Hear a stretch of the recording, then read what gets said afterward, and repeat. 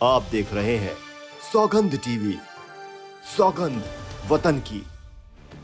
Jail खाने कम पड़ जाएंगे आपके, मैं बता दूं। आप जोर लगा लो जितना भी है सीने में, हम दम लगाएंगे जो है पसीने में।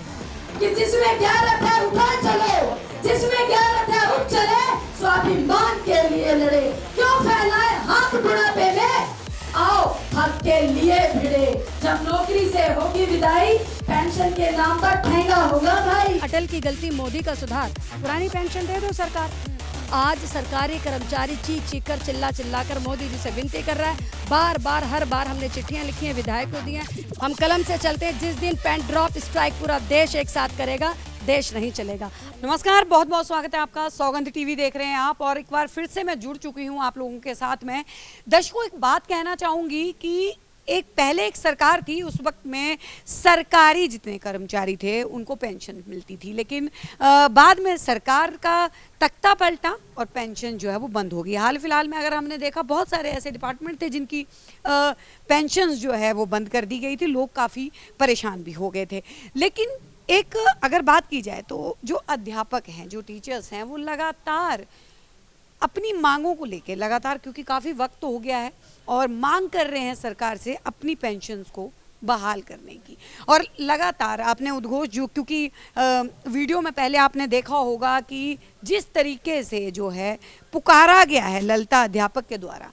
अब ललिता अध्यापक हमारे साथ हैं, उनसे बात कर लेते हैं। बड़े ही जोर शोर से आपने जो है पूरी सभा को जो है वो संबोधित किया, लेकिन 1 अक्टूबर का जो जिस तरीके से आपने ऐलान कर दिया, आगाज़ आप लोगों ने कर दिया है, क्या लगता है सरकार कुछ करेगी? हाँ जी, बिल्कुल करेगी, हमें पूरा विश्वास है, क्योंकि हमारे NMOPS के राष्ट्रीय अध्यक्ष विजय बंधु जी आज यहाँ उपस्थित है और उनकी अगुवाई में दिल्ली भी आगे बढ़ चुकी है।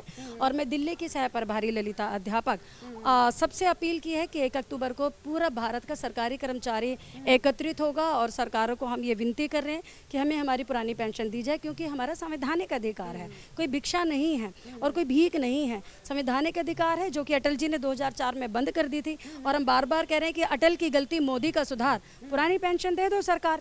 भाई अटल जी ने गलती की, ठीक है, लेकिन मोदी जी इसका सुधार कर लें, मोदी जी सबका दिल जीत लें। सरकारी कर्मचारी उनका स्वागत करता है, यदि हमें पेंशन देंगे हमें मंजूर है। लग रहा है मोदी जी दिल जीत लेंगे? नहीं जीतेंगे तो अच्छा है, नहीं तो हम तो कह रहे हैं कि जो पेंशन बहाल करेगा वही देश पर राज करेगा। और 6 राज्यों में जिन्होंने किए हमने उनका इस्तकबाल किया। हमने सीधे तौर पे कांग्रेस का समर्थन कर रही हैं ललिता जी? नहीं, मैं ऐसा नहीं कह रही हूँ, चाहे वो कांग्रेस पार्टी हो, आप पार्टी हो, तृणमूल हो, या हमारी कोई भी पार्टी हो, जो पेंशन बहाल करेगा वो देश पर राज करेगा। और कर्नाटक में हाल ही में मंत्रियों ने स्वीकार किया है कि उनकी चूक हो गई, यदि वो पेंशन बहाली कर देते तो शायद उनकी सरकार बन देती।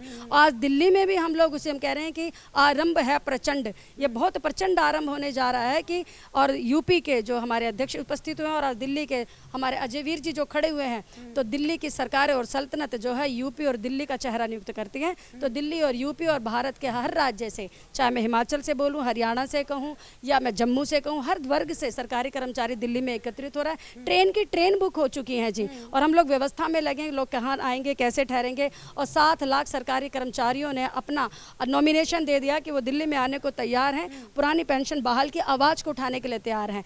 आज सरकारी कर्मचारी चीख चीख कर चिल्ला चिल्ला कर मोदी जी से विनती कर रहा है। बार बार हर बार हमने चिट्ठियां लिखी हैं, विधायक को दी हैं। घंटी बजाओ कार्यक्रम किया, हम हर विधायक के पास गए, उनकी घंटी बजाई, उनको हमने चिट्ठी दी, हमने चिताया, जागे तो जागे, वरना हम सब एकत्रित होंगे और ऐलान करते हैं कि 1 अक्टूबर को आप सरकारी कर्मचारी की ताकत को देखेंगे। हम सरकारी कर्मचारियों की कलम की ताकत को देंगे कि देश चला सकते हैं तो अपनी पुरानी पेंशन भी बहाल कर सकते हैं। लेकिन अगर बात की जाए, क्योंकि किसानों ने भी एक आगाज निकाला था, महज लॉलीपॉप देके किसानों को भी शांत कर दिया गया था मोदी की नीति। देखिए, किसान तो हलदर है, हम कलम के सिपाही हैं। हम कलम से चलते हैं, जिस दिन पेन ड्रॉप स्ट्राइक पूरा देश एक साथ करेगा, देश नहीं चलेगा। आज IAS से लेकर पियून तक सबकी पेंशन बंद है, और सबके अंदर ये रोष है, ये द्वेष है कि नेता तो लेंगे 8-8, 9-9, और हमें ना देंगे एक भी। यूज एंड थ्रो करेंगे। सरकारी कर्मचारी हैं, सरकार के आदमी हैं, सरकार चलाने वाले हैं। 100% टैक्स प्योर, हम प्योर टैक्स देते हैं, अपनी तनख्वाह का 10% देते हैं। आप NPS बंद करिए, आप हमारा पैसा शेयर मार्केट से सरकार के पास ले आइए, हमारी पेंशन मिल जाएगी। पहले भी मिलती रही, पहले हमारा पैसा सरकार के पास होता। ये क्यों आप पूंजीपतियों के हाथ में हमारा जो गाड़े पसीने की कमाई है क्यों दे रहे हैं? क्यों वो इंटरेस्ट खाएंगे और हमको पैसा नहीं मिलेगा? तो ये हमारा संवैधानिक अधिकार है, नहीं देंगे तो छीन लेंगे, क्योंकि समझ लीजिए कि हम मजदूर हैं, मजबूर नहीं हैं।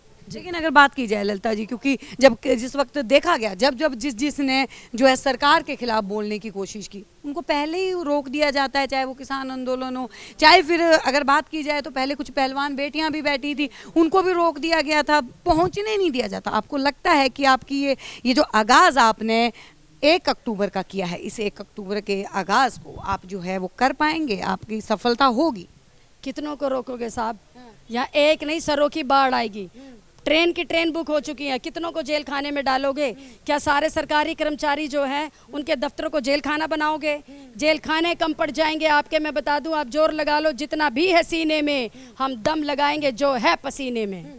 अपने क्या कहेंगे? ताकत दिखाएंगे। सरकारी कर्मचारियों को ताकत दिखाएंगे और संगठन की ताकत बहुत बड़ी है।